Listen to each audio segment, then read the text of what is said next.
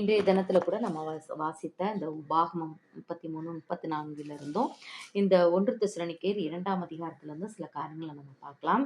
ஹல்லேலூயா, ஹல்லேலூயா, கர்த்தருக்கு ஸ்தோத்திரம். ஆமென். இதுல நம்ம பார்க்கும்போது ஒவ்வொருவரையும் மோசே ஆசீர்வதிக்கிற காரியங்களை நம்ம பார்க்கலாம். இதுல நம்ம நோட்டீஸ் பண்ற ஒரு விஷயம் என்னன்னா, அந்த 12 கோத்திர பிதாக்களுடைய தகப்பன் ஆம், யாக்கோபு அவர்களை ஆசீர்வதிக்கும் போது ரூபனுக்குலாம் நல்ல ஒரு சிறப்பான ஆசீர்வாதம்லாம் கொடுக்கவில்லை. தண்ணீரை போல தளம்பினவனே அப்படின்னு சொல்லிட்டு கொஞ்சம் ஒரு வித்தியாசமா கொடுக்குறாரு. ஆனா இங்க மோசை மூலமாக அந்த ஆசீர்வாதங்கள் இன்னுமாய் மாற்றப்படுகிறது. இன்னும் நல்ல ஆசீர்வாதங்கள் அநேகருக்கு ஆண்டவர் மோசையின் மூலமாக அவர்களுக்கு கொடுக்கறத நம்ம பார்க்கிறோம். ஸோ நம்முடைய ஆசீர்வாதங்களை இன்னும் இன்னும் ஆண்டவர் என்ன பண்ணுவாரு, இம்ப்ரூவ் பண்ணிக்கிட்டே போவார். இன்னும் இன்னும் சிறப்பாய் இன்னும் இன்னும் சிறப்பாய் நம்மை ஆசீர்வதிக்கிற தேவனாக இருக்கிறார். ஹல்லேலூயா, ஹல்லேலூயா. அது மாதிரி மோசேயை குறித்து சொல்லும்போது அவருடைய அந்த அவரை எங்க கர்த்தர் இது பண்ணாரு, பரி பண்ணாரு, அவரை எங்க அடக்கம் பண்ணினார் என்பது இன்ற வரைக்குமே தெரியாத ஒரு காரியமா இருக்கு. தேவனே அடக்கம் பண்ணினார்.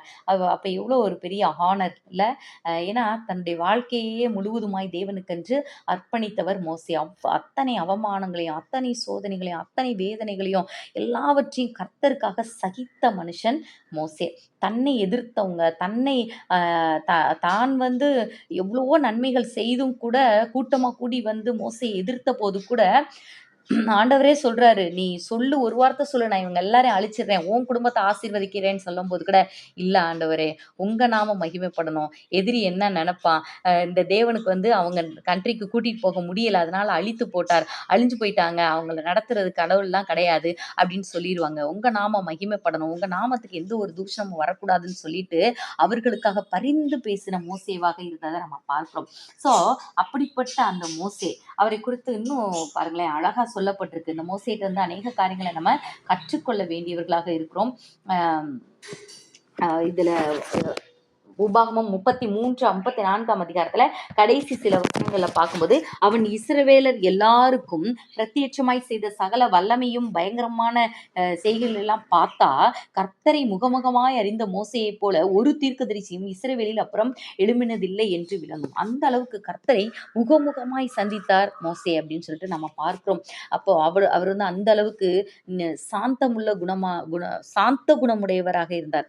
மோசே சாந்த குணமுடையவராக இருந்தார் அப்படின்னு பார்க்கிறோம். என்னுடைய வீட்டில் எங்கும் உண்மை உள்ளவன் அப்படின்னு சொல்லிட்டு மோசையை குறித்து ஆண்டவரே ஒரு சர்டிபிகேட் கொடுக்கிறாரு. அப்போ இந்த உண்மையுள்ள குணாதிசயம், சாந்தமுள்ள குணாதிசயம், இதெல்லாம் நாமும் கூட தரித்து கொள்ள வேண்டும். இதெல்லாம் நம்ம கற்றுக்கொள்ள வேண்டும். ஹல்லேலூயா, ஹல்லேலூயா. அப்போ இந்த மோசை என்ன சொல்றாரு பாருங்களேன். கர்த்தர் இந்த மோசையை குறித்து இப்படிப்பட்ட காரியங்கள் சொல்றாரு. இந்த மோசை கர்த்தரை குறித்து என்ன சொல்றாரு பாருங்களேன். உபாகமம் 33:27 சொல்றாரு, அநாதி தேவனே உனக்கு அடைக்கலம். அமேன், அமேன். நீ அடைக்கலான்னு போய் புகுற வேண்டிய இடம் இது. அநாதி தேவன், அநாதை இல்லை, அநாதி. அநாதினா he has no beginning and no end. அவருக்கு ஆரம்பமும் இல்லை முடிவும் இல்லை. அவர் தான் எல்லாமே. ஹல்லேலூயா. அநாதி தேவனே உனக்கு அடைக்கலம். அவருடைய நித்திய புயங்கள் உனக்கு ஆதாரம். அவர் உனக்கு முன் நின்று சத்துருக்களை துரத்தி அவர்களை அழித்து போடு என்று கட்டளையிடுவார் அப்படின்னு சொல்லிட்டு இதுல போட்டிருக்கு. இஸ்ரவேலே நீ பாக்கியவான், கர்த்தரால் ரட்சிக்கப்பட்ட ஜனமே உனக்கு ஒப்பானவன் யார்? ஹல்லேலூயா. உனக்கு சகாயம் செய்யும் கேடகமும், இந்த கேடகம்ன்ற வார்த்தை வந்துகிட்டே இருக்குல்ல, உனக்கு சகாயம் செய்யும் கேடகமும் உனக்கு மகிமை பொருந்திய பட்டயமும் அவரே. அப்ப கர்த்தர் தான் நமக்கு பட்டயமா இருக்கிறார், அவர் தான் நமக்கு கேடகமா இருக்கிறார். ஆவியின் பட்டயம் விசுவாசம் என்ற கேடகமாகவும் கர்த்தரே நமக்கு இருக்கிறார். இப்படிதான் மோசே கர்த்தரை பார்த்தார் இல்ல.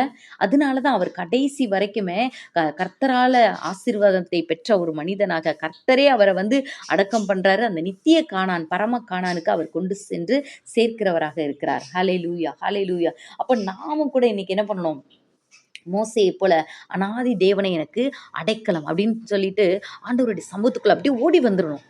நமக்கு சின்ன சின்ன பிரச்சனைகள் வரும்போதே என்ன பண்ணிடணும், ஆண்டவரே நீங்க தான் ஆண்டவரே, எனக்கு தெரியாது, நீங்க சொல்லுங்க நான் செய்கிறேன் அப்படின்னு சொல்லிட்டு ஆண்டவருடைய சத்தத்துக்கும் ஆண்டவருடைய சித்தத்துக்கும் நம்ம ஒப்பு கொடுக்கும்போது நம்முடைய காரியங்கள் எல்லாமே ஆசீர்வாதமாக இருக்கும். அல்லேலூயா. அவருடைய நித்திய புயங்கள் உனக்கு ஆதாரம். அவருடைய நித்திய புயம் இருக்கு, நம்ம கூட தான் இருக்கு. நமக்காக யுத்தம் பண்ணுகிற தேவன், நமக்கு விரோதமாய் வருகிற சத்துருக்களை எல்லாம் ஓட ஓட விரட்டுகிற தேவன், அழித்து போடுகிற தேவன், நமக்கு விரோதமாய் வருகிற போராட்டங்கள் பாடுகள் எல்லாவற்றிலிருந்தும் நம்மை விடுவித்து காக்கிற தேவன், அவர் நம்ம கூட இருக்கிறார். ஹல்லேலூயா, ஹல்லேலூயா. இந்த இந்த அடைக்கலம்ன்றதையும் அவர் நம்முடைய ஆதாரமா இருக்கிறார், அடைக்கலமா இருக்கிறார். அவருடைய புயம் நமக்கு ஆதாரமா இருக்கிறது. ஹல்லேலூயா. அது மாத்திரம் இல்ல, அவர் எப்படி இருக்கிறாரு? சகாயம் செய்யும் கேடகமும். கேடகம் வந்து அந்த நேரத்துல சகாயம் செய்யுது. சில நேரம் பார்த்தீங்கன்னா, நமக்கு ஒரு இக்கட்டான சூழ்நிலை வரும்போது தான் நம்முடைய எந்த விஷயமே ஹெல்ப் பண்ணாது. ஒருவேளை நீங்க காசு நல்லா வச்சிருக்கலாம், இல்லன்னா நல்ல ஆரோக்கியம் உடையவர்களா இருக்கலாம், இல்ல சமாதானம் உடையவர்களா இருக்கலாம். ஏதோ ஒரு விஷயம் நமக்கு ப்ளஸ்ஸா இருக்கு. ஆனா ஒரு தேவைன்னு வரும்போது பார்த்தீங்கன்னா, அது இருக்காது. என்னடா அது இவ்வளோ நாள் இருந்துச்சு, இப்ப காணுமே அப்படின்ற மாரி இருக்கும்ல. அ அப்ப அந்த கேடகம் வந்து நமக்கு அந்த நேரத்துல பயன்படாமல் போயிரும். ஆனா பாருங்களேன், ஆண்டவர் சொல்றாரு, அ ம் அ மோசே சொல்றாரு, "உனக்கு சகாயம் செய்யும் கேடகம் அவர்." உனக்கு சகாயம் செய்ய அவர் ஆயத்தம் உள்ளவரா இருக்கிறார். எல்லா சூழ்நிலையிலயும் நமக்கு சகாயம் செய்ய அவர் ஆயத்தம் உள்ளவரா இருக்கிறார். சகாயம் செய்யும் கேடகமும், உனக்கு மகிமை பொருந்திய பட்டயமும் அவரே. ஹல்லேலூயா, ஹல்லேலூயா. அப்போ ஆண்டவர் அப்படியே அப்படியே ஒரு ஃபார்மா அப்படியே மாறி ஒரு பட்டயம் மாதிரி நம்ம கையில இருக்கிறார். அதான் வேத வசனம். வேர்ட் ஆஃப் காட் இல்ல. ஹல்லேலூயா. அந்த வார்த்தைகளை கொண்டு நம்ம ஜெயிக்க முடியும். எல்லா சூழ்நிலைகளையும் நமக்கு ஆசீர்வாதமாக மாற்றிக்கொள்ள முடியும். நம்ம அப்படியே 1 தெசலோனிக்கேயர் 2ஆம் அதிகாரத்துல நம்ம பார்க்கும்போது பார்த்தீங்கன்னா, இவர் பவுலையாவும் சொல்றாரு. என்ன சொல்றாருன்னா, நாங்கள் மனுஷருக்கு அல்ல, எங்கள் இருதயங்களை சோதித்தறிகிற தேவனுக்கே பிரியமுண்டாக பேசுகிறோம் அப்படின்னு சொல்லிட்டு சொல்றாரு. ஸோ பவுல்ட்ட இருந்து நாம கற்றுக்கொள்ள வேண்டிய விஷயம் இது. மோசேட்ட இருந்து 4 காரியங்களை கற்றுக்கொண்டோம். இந்த பவுல்ட்ட இருந்து நாம 4 விஷயங்கள், இவர்ட்ட இருந்து சில காரியங்களை கற்றுக்கொள்ளலாம். அது என்ன அப்படின்னு சொல்லி பார்த்தோன்னா, எங்கள் இருதயங்களை சோதித்தறிகிற தேவனுக்கே பிரியமுண்டாக பேசுகிறோம். ஸோ நாம இன்னைக்கு பேசுகிற காரியங்கள் தேவனை பிரியப்படுத்தக்கூடியதாக இருக்கிறதா, மனிதரை பிரியப்படுத்தக்கூடியதாக இருக்கிறதா அப்படின்றத நம்ம யோசித்து பார்க்க வேணும். அப்போ சில நேரங்கள்ல பார்த்தீங்கன்னா, சில சூழ்நிலைகள்ல அவங்கள மனுஷர்களை பிரியப்படுத்துற மாரி பேசுற மாரி ஒரு சூழ்நிலை வரும். ஆனாலும் கூட ஆண்டவர் உள்ளத்துக்குள்ள இருந்து சொல்வார், "ஏய் இல்ல இல்ல இல்ல இல்ல இது கிடையாது. நான் சொல்ற மாரி பேசு. இதுதான் கரெக்ட்" அப்படின்னு சொல்லிட்டு ஆண்டவர் சொல்வார். அப்போ நம்ம டக்குன்னு ஸ்விட்ச் ஓவர் பண்ணிடணும். "ஓகே ஆண்டவரே, நீங்க என்ன சொல்றீங்களோ நான் அதுபடி செய்றேன்" அப்படின்னு சொல்லிட்டு நம்ம அப்படி பேச வேண்டும். ஸோ அப்படிப்பட்ட காரியங்கள் இதெல்லாம் வந்து நம்ம கற்றுக்கொள்ள வேண்டும். ஹல்லேலூயா, ஹல்லேலூயா, ஹல்லேலூயா. ஆமென், ஆமென். அது மாரி இதுல பவுலினுடைய அந்த அன்பை வந்து நம்ம பார்க்கிறோம். எப்படி தேவனை குறித்து போட்டிருக்குது. தாய் வந்து தன் குழந்தைய மறந்தா கூட நான் உன்னை மறக்க மாட்டேன்னு சொல்லிட்டு, அதே மாதிரியே அதுக்கு ஈக்குவலா யாராலையும் வர முடியாது. ஆனாலும் பவுலைய சொல்றாரு, 1 தெசலோனிக்கேயர் 2:7 உங்களிடத்தில் பட்சமாய் நடந்து கொண்டோம், பால் கொடுக்கிற தாயானவள் தன் பிள்ளைகளை காப்பாற்றுகிறது போல. எது போல? பால் கொடுக்கிற தாயானவள் தன் பிள்ளைகளை காப்பாற்றுகிறது போல. இப்ப பிள்ளைங்க வளர்ந்துருச்சுன்னு வச்சுக்கோங்களேன், வளர வளர அதுங்கள நம்ம கேர் எடுக்கிறது அப்படியே குறைஞ்சுக்கிட்டே வரும். ஏன்னா அவங்களே வந்து அவங்கள கேர் பண்ணிப்பாங்க. இல்ல, நம்ம பிள்ளைங்க இப்ப வளர்ந்தவங்களா ஆயிட்டாங்க. வாலிப பிள்ளைங்களா இருந்தாங்கன்னா, டேய் இன்னைக்கு என்னால முடியலடா, நீயே ஏதாவது செஞ்சு சாப்பிட்டுக்கோ" அப்படின்னு சொன்னோம்னா, அவங்களே ஏதாவது செஞ்சு சாப்பிட்டுப்பாங்க. இல்லைன்னா ஆர்டர் பண்ணி சாப்பிட்டுப்பாங்க. ஏதோ ஒண்ணு அவங்க சாப்பிட்டுப்பாங்க. நமக்கு பிரச்சனையே கிடையாது. ஆனா அதே இது வயது குறைய குறைய சின்ன குழந்தையில நம்ம அதிகமா கேர் எடுப்போம். அதுவும் இந்த பால் குடிக்கிற பிள்ளைங்க, அவங்கள வந்து நம்ம ரொம்பவே கேர் எடுப்போம். ஒரு ஈச் அண்ட் எவ்ரி செகண்ட் அவங்கள நம்ம பார்த்து தான் ஆகணும். இல்ல? லேசா அழுதுச்சுனாலும் எதனால அழுகுது? பசியில அழுகுதா? எறும்பு கடிச்சிருச்சா? இல்ல வேற எதுவும் பிரச்சனையா? ஸ்டமக் பெயினா? அப்படின்னு நமக்கு எதுவுமே தெரியாது. ஸோ அத பார்த்து பார்த்து என்னன்னே புரியாது. ஆனா அவங்களுடைய ஒவ்வொரு சின்ன சின்ன அம் சத்தங்களுக்கும், அசைவுகளுக்கும், அமைதிக்கும் கூட நமக்கு அர்த்தம் தெரியும். கரெக்ட்டா?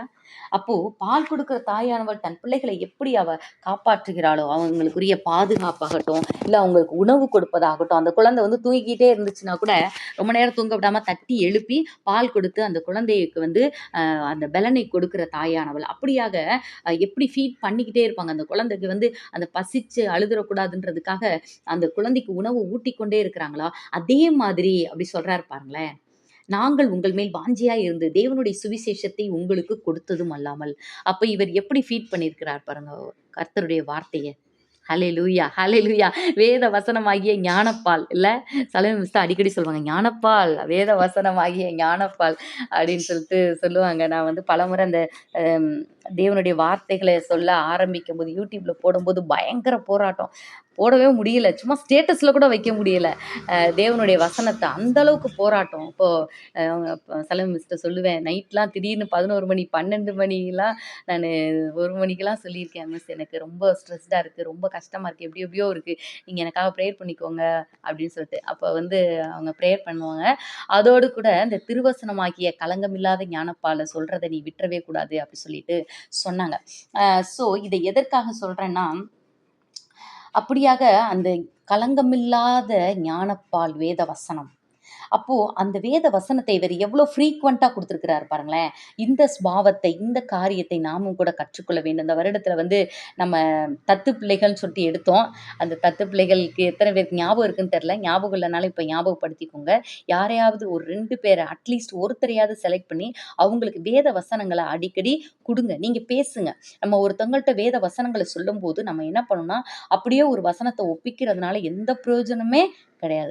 அந்த வசனத்த நம்ம உள்ள வாங்கி, நம்ம மனசுக்குள்ள அத தியானிச்சு, அத நம்ம நம்ம பக்குவப்படுத்தி, அதை ருசித்து, அதை சுவைத்து, அத நம்ம குக் பண்ணி ஃபுட் குடுப்போம்ல குழந்தைங்களுக்கு. அது மாதிரி அந்த வசனம் தான் கேட்பவர்களை பலப்படுத்தும்.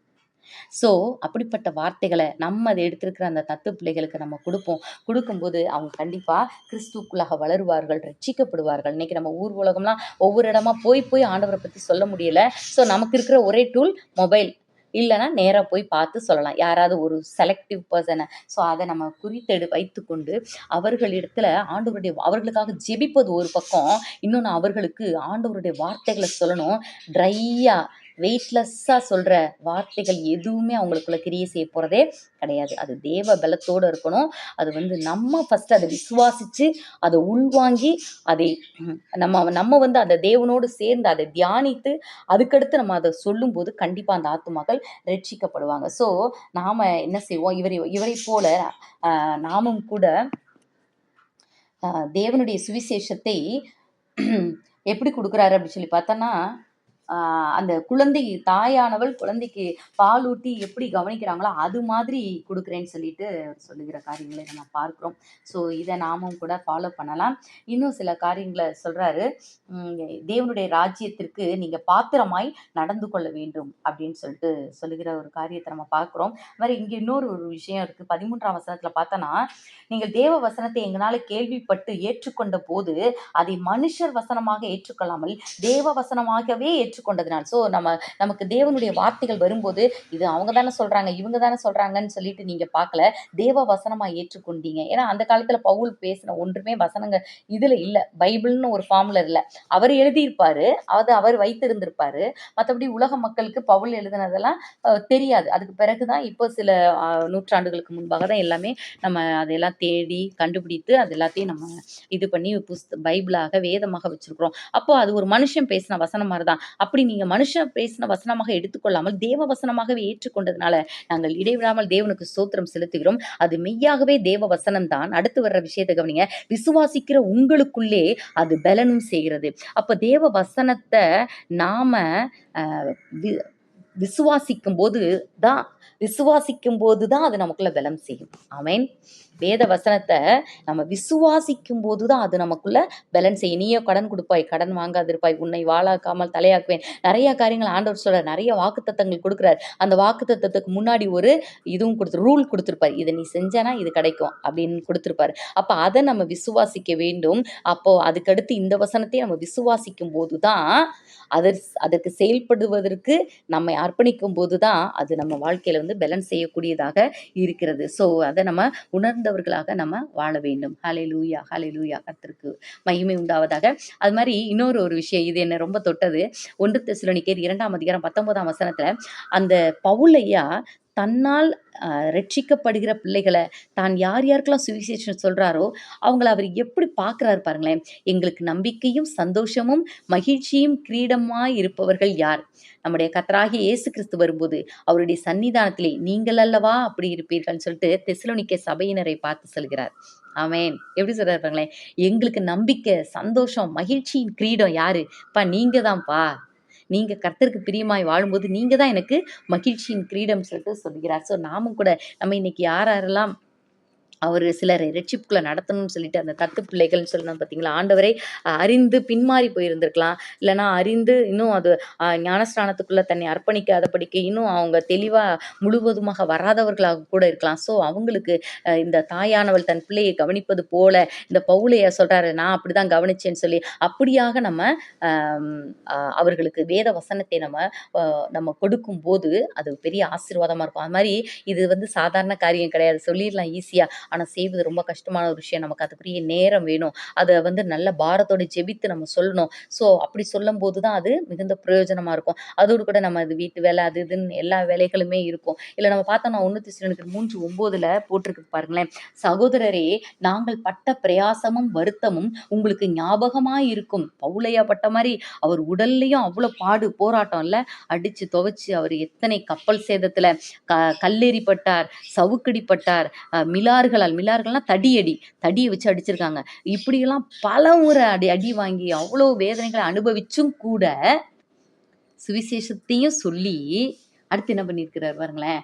என்னன்னா, உங்களில் ஒருவனுக்கும் பாரமாய் இராதபடிக்கு இரவும் பகலும் நாங்கள் வேலை செய்து தேவனுடைய சுவிசேஷத்தை உங்களிடத்தில் பிரசங்கித்தோம். ஆமென். நம்ம நினைக்கிறோம், நான் சோறு பொங்கணும், நான் குழம்பு பொங்கணும், இதெல்லாம் செய்யணும். எப்பா துணி இருக்கு, பாத்திரம் இருக்கு, ஓகே இருக்கட்டும். ஹல்லேலூயா. இப்படியாக இரவும் பகலும் நான் வேலை செஞ்சேன்னு சொல்றாரு பாருங்களேன்.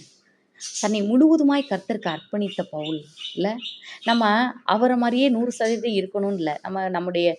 நம்ம இருக்கிற நிலைமையில இன்னும் ஒரு படி ஆண்டவரே, நான் இன்னுமா உமக்காக வாழணும் ஆண்டவரே. இந்த பவுலினுடைய சுபாவங்களை எனக்கு கொடுங்க ஆண்டவரே. அவர் எப்படி பாருங்களேன், பகலெல்லாம் ஊழியம், இரவெல்லாம் அந்த கூடாரம் பின்னுகிற தொழில். ஆனால் அவர் யாருங்க? பெரிய ஞானி. அவர் பெரிய ஒரு படிப்பாளி, ஒரு பெரிய ஸ்காலர் இல்லை. இப்போ பல பிஹெச்டி முடிச்சதுக்கு சமம். கமாலியலின் பாதத்தருகே படித்தவர். ஹல்லேலூயா. பெரிய யூனிவர்சிட்டியில் படித்ததை விட மேலான ஒரு படிப்பு. குதிரைகளில் வந்தவர். பெரிய பெரிய அதிகாரிகள் இடத்துலலாம் பேசி அவர்கள் ரெக்கமெண்டேஷன் லெட்டரோட வந்து அந்த ஒரு இதோட கெத்தோட வந்த ஆள். ஆனால் இன்னைக்கு என்ன பண்ணுறாருங்க?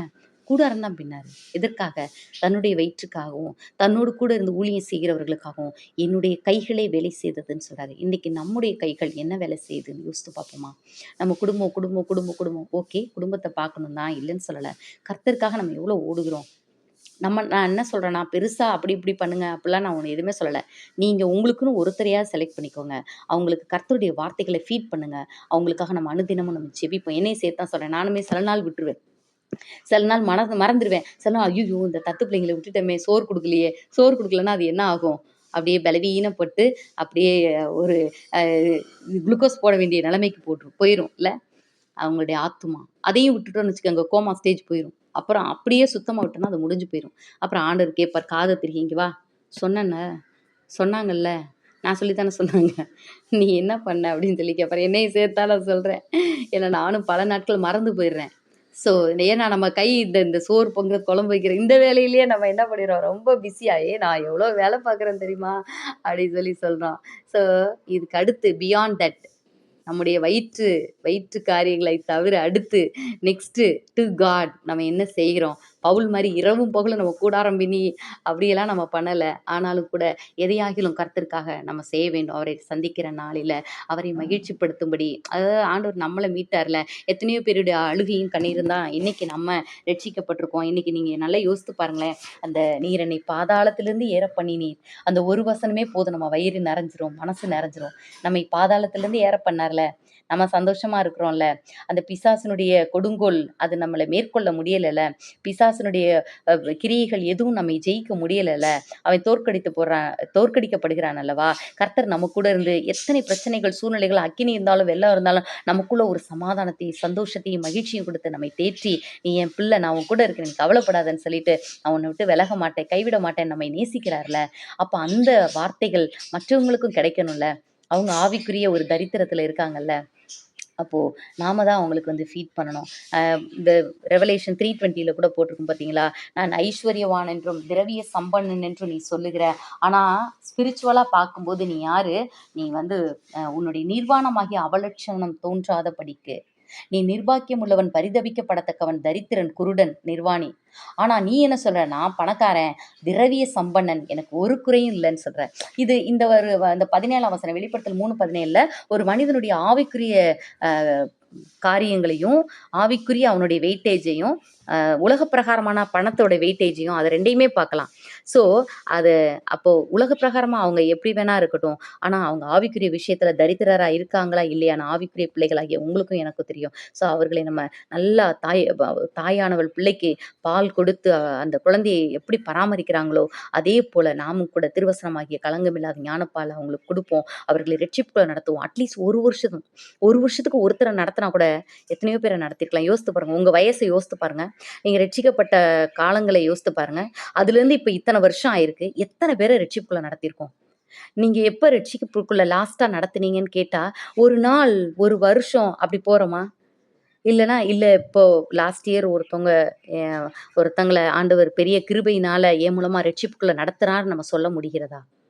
சொல்ல முடியலன்னா, நம்ம இன்னும் சரியில்ல. நம்ம இன்னும் ரட்சிப்புக்குள்ள நடத்தணும். ஆ ஸோ அது வந்து ரீசென்ட்டான உள்ள விஷயமா இருக்கணும். எப்பயோ ஒன்ஸ் அப்பான் அ டைம் நான் அவங்கள ரட்சிப்புக்குள்ள நடத்தினேன். ஒன்ஸ் அப்பான் அ டைம் நான் இப்படி சொன்னேன். இப்படி அற்புதங்கள் நடந்தது. ஒன்ஸ் அப்பான் அ டைம் இப்படிலாம் நான் ஜொலித்தேன். ஜொலிச்சீங்க. இப்ப என்ன பண்றீங்க? இப்ப நம்ம என்ன பண்றோம்? ஸோ அனுதினமும் நம்ம ஜொலிக்கணும். பழைய சோறையே எடுத்து எடுத்து நம்ம காமிக்கக்கூடாது. இன்றைக்கு நம்ம எப்படி இருக்கோம்? இப்போ நேத்து நடந்துச்சு இந்த அற்புதம். முந்தா நாள் இப்படி நடந்துச்சு.